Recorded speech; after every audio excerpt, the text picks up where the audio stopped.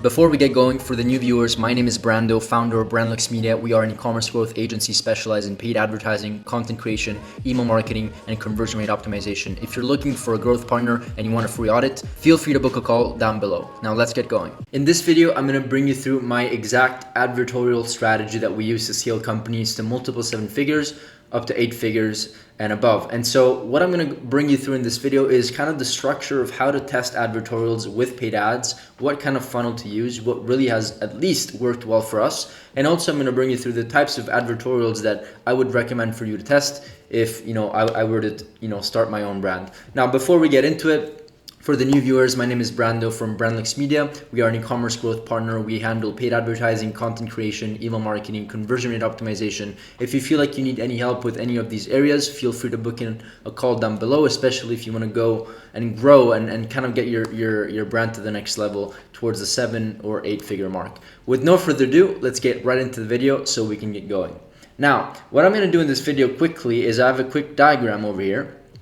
Okay, and I usually show the proof. I usually maybe have like a specific case study, but now that I think about it, we've used this advertorial strategy with dozens of clients at this point. We've worked with over 70 clients and in the last several years, and this is a strategy that we've tested several times, and we've come up with a structure which I'm going to talk about in just a second down below. But these are just some of the clients that we are the caliber of client that we are typically handling. So 8 figures, 10 million a year, last 12 months, scale companies to $30,000 a day. This company is approaching $400,000 a month, and of course this was like whatever last year. This is a client doing $1 million a month. Now the reason I'm showing you this is because if you're a new viewer, I want to show you that I am qualified to speak about these things. If you want to see like the live dashboards, go. I have all of my other videos. I show these things, so I'm not going to do it right now. But these are just some of the caliber of clients that we work with and the clients that we use these strategies for. Right. So first of all, we need to understand what is the point of an advertorial. The point of an advertorial is, or listicle advertorial, is that we want to educate and take a more educational approach towards selling to our client. Now, the traditional way of selling is that you go from an ad, and instead of going to this advertorial over here, which is basically an article type of sales page, right? You go to the product page, or you go to the collection page, or you go to the home page. You go to a sales asset, right, where people are supposed to convert, right? Now, with this approach, there's a couple actual really advantages, I would call them, when you use an advertorial. First of all, the prospect has its guards down because they are going from an ad, which probably seems like something, in most cases, whenever we run advertorials, the types of ads that we run are like rhetorical questions or image ads or like non-salesy like videos or demonstration, or like not super salesy, 50% on sale, buy now. It's like very chill, very low key. And so whenever they go from here to here and they keep on consuming information, the goal of this advertorial is to give them more information about a specific problem or a solution. So typically, or maybe to speak about problems and solutions because they're not aware of them, right? So we want to touch 3 different stages mainly: unaware, problem aware, and solution aware. These three to 4 types of avatar customers. And so what really works well here is that they are basically with their guard down. And what we want to do in this advertorial, and I'm going to show you an example in just a second so you see it, an example from like an 8 or 9 figure brand. So you see exactly what I mean by advertorial and how to structure it. Is that within the article, yes, they consume and they give maybe scientific data, they give a lot of information. They also make sure to link different unbiased articles so that the consumer and the reader can actually understand that what they're reading is legitimate and there's no bias. And of course, within the landing page, which once again I'm going to show you in just a second, make sure to stick until the end, they also add small call to actions, small product sections where they can actually click and buy if they're interested, kind of like ads. And people are like very used to seeing like those Google ads where you go maybe on Forbes.com or whatever, and you read your article, and then after, maybe not on Forbes, I don't remember, but like these news articles where there's like ads, like Google ads, right? Google retargeting ads. People are used to seeing that, and so it's kind of like not not something sketchy or new, right? So this is kind of way to do it. Now, what I liked, and of course from here, then you can redirect people wherever you want to probably your highest performing sales asset, whether it's a product page, a sales page, a home page, whatever you want. Now, why I love this approach so much is that whenever we add an extra level, an extra layer within our retargeting, or sorry, our funnel. So instead of going from ad to product page, we add an extra layer with the advertorial. What we do here is that we add an extra level of retargeting. And for those of you who run paid ads or the newbie, even if you're a newbie, you probably know this. You have a much a higher likelihood of converting somebody that you're retargeting because they already know, maybe like and trust you, compared to somebody that has no understanding or knowledge of who you are, what you sell, what you stand for, etc., your values, right? And so when we retarget these people, we can retarget them in kind of couple different ways. First of all, we can retarget them to give them even more information. So maybe if we are, if the retargeting pool is for like a problem aware, or like, I don't know, let's just say in this article, we're going after problem one and we're talking about problem one. This is problem one. This is what people are doing. This is the problem in the market. And then maybe we can retarget these people with like problem two or problem three, or maybe solution two or solution three, right? You first have them read about the problem, and maybe you then you have them read about the solution. Now consider one thing: whenever we add extra layers to the entire sales process, you have to consider that the sales journey, it takes a little bit more time for it to be profitable because you're adding kind of like some friction. But this is really good friction because we are educating people and we can retarget them, right? And we can literally retarget them with like buy now ads, right? And those ads are typically also going to convert at higher rates because they have been funneled into like an educational and informational funnel before they saw the call, the buy now, call to action or ad or landing page, whatever you want to call it.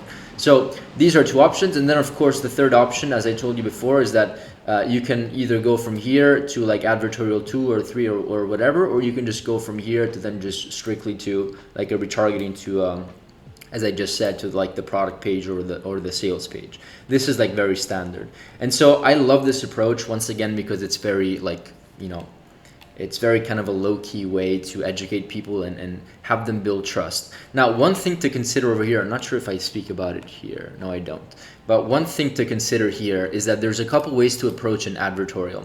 The first approach is that you can essentially open up your website. So there's two ways.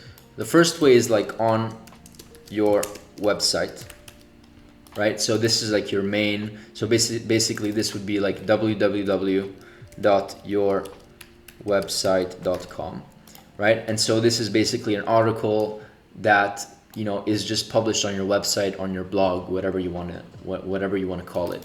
The other approach here is like, and I would advise you to do this maybe once you prove that after you publish it here and it actually works and it's profitable, then you can maybe move forward to this other method. But here, you can publish your article into like a new domain, and you can call the domain, let's just say this is a beauty company and they're selling menopause. You buy a domain called www.bestmenopauseproducts.com. And so this is basically a completely unbiased, like if they thought this was unbiased on your domain, just wait until they read an article where it's literally not on like a spammy domain. And you can also buy like .org if you want. You can do like .org, and so it's like more trustworthy, etc. And so we're not like scamming people here. Like, don't get me wrong. We want them, if you have a good product and you're confident about your product, wouldn't you do, and you know that this product helps people, right? Wouldn't you do as much as possible to make sure that you convert more people so that you can actually genuinely help more people in the world? Of course, that's what we're trying to do here. And so we're not trying to be like, slicky salesmen here. We're just trying to be smart. And so bestmenopauseproducts.org, this is a lot more trustworthy. It's a lot more unbiased. And then of course here we have to treat it as like a third party, kind of like a platform. And so the article would go, same function, you write your article and then you would link all the way to this other website.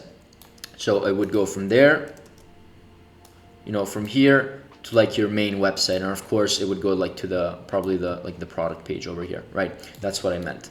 Now hopefully you got this example. One other thing that you can do to bring it kind of to the next level is that, you know how you have your Instagram page and your Facebook page? You have to make sure that the Instagram page and the Facebook page, probably you don't even need Instagram, just Facebook is called, like, you know, you name it under the same brand. Not, you don't use the page of the, you know, your actual brand name. You just use the page of the new domain that you just bought. You just kind of invent one. Okay, so these are just some cool whitelisting concepts. Now, this is pretty much the funnel, guys. And of course, I can go more in depth, but I like to keep things simple. And so there's kind of like some, and so basically I talk about it here, that third-party high authority website. Yeah, there's also another actual methodology that works very well. We had a client, for example, that sells a menopause product. He's actually not a client, but whatever, it's just for the sake of the example. He sells a product that is for whatever, like a supplement for women that are in menopause, and they have an article from Harvard, right? So the first thing that I would do is that I would go to Harvard, and because they actually published the article, and they they generally did a research on the product because it worked, and they did like scientific studies. What I would do is I would approach Harvard and I would say, can we promote this with our ads so you get more traffic, whatever, more viewers, and we have the opportunity to kind of promote our product thanks to the amazing article that you wrote. Worst case, they say no. If they say yes, and in many cases they can say yes because they literally wrote the article, and it was their decision, then you can have like that can really work well. The only thing is that you cannot retarget people on because you don't have a pixel on harvard.com, right? You don't own the pixel, so you can't actually, it's a little bit more complicated there, but you're assuming that if you bring people to Harvard, it's even more unbiased. There's really a high level of authority, and so people and of course you make sure that you ask Harvard to include product links. So this is actually a very smart way, and I've seen this work amazingly, especially if the website that you choose has very high authority, like a harvard.com, for example. Okay, now these are my three favorite types of listicles and articles that I've seen work. Number one is XY reasons why landing page. So XY reasons why XYZ, whatever you want. And so another one is storytelling, doing like this is how Jeremy went from, you know, broke to hero or whatever, or to $1 million business, and these are the steps that he used or whatever. This is just a random stupid example. And then you have third-party review landing page, where this is basically landing page where it's probably best to use. You can use both domains, honestly. You can use whatever strategy you want, but this is essentially like top 5 products in the beauty industry, or top 5 menopause products. Then you would start with 5, 4, 3, 2, 1, and of course the number one would be your product. And of course, make sure that you outline. Don't focus too much on the other products and make them sound so amazing, or else people are actually just gonna go buy it there, right? So you have to be smart about it. And so these are kind of like the three. I want to show you a quick example there we go. And this is basically an advertorial, a listicle of humnutrition.com. They are a multi-8-figure company. They scale also with advertorials. I'm not sure if they're doing as much advertorials now as when I used to funnel hack them, but this is like a great, let me show you another example, because this is also, it's also kind of funny. Why do my farts smell so bad? 5 reasons why your farts smell really bad according to doctors, right? So these, we also want to be like creative, okay? We don't want to do something like super kind of like an article that anybody would write. We have to be kind of creative with our headline. This is, remember, the goal here is to convert people. So yes, it has to be informational, but use your copywriting skills, right? And so this is kind of like an article. It has some images. It has to be very easy to read. It can't be like an article that has like 3 million words with no spacing. It has to be very user friendly and when it comes to like to reading. You know, the well structured images, bullet points. And then what I like here that they do is that, I'm not sure if they do it in this one, but yeah, here within the article itself, they add like small little sections, kind of like Amazon, or like kind of like the side Google ads that I explained before. And this is, of course, it tells the product, the reviews, how many reviews, that it's the best seller, call to action, and then what it does. And of course, you're showcasing them this product after you spent the entire, whatever, 1,000, 2,000 words speaking about the problem and a potential solution. And then of course you present the solution here, but it's very like low key. If you want it, it's here, you know. Feel free to consume the rest of my articles, kind of like sales approach. Now, this is basically the strategy. Let me know, guys, if you have any specific question about how this works. If you actually join my school community, I have examples of written articles, I think between 5 and 10, I don't remember, where we've actually did templates. Yeah, you can follow a template. My copywriter wrote them, so you can just follow exactly what they're doing. And if you want, you know, whatever, it's $50 a month, you get access to way more resources, including my time, but also these articles and listicles that I just went through over in this video. Now, this aside, if you are looking to grow, as I told you at the beginning of the video, and you have a brand that is semi-established and you want to get to the next level, I'm talking 7 to 8 figures, feel free to book in a call. We're offering free audits, of course, if the slots are still open, and you can have a call with me or one of my team members, and then we can see if we still have slots open to onboard other people and other brands, if there's a potential opportunity to do something together. That's it for this video. Let me know if you have other suggestions for other videos. Like, subscribe, link the bell, and see you in the next one. Bye. On a further note, feel free to book your strategy session with our team by clicking the button down below. In this session, we will audit your brand, come up with a custom plan of action, and then we'll explore the opportunity of potentially working together, assuming it's a perfect fit. Thank you so much for taking the time to watch this video. It means a lot, and hopefully see you on the other side.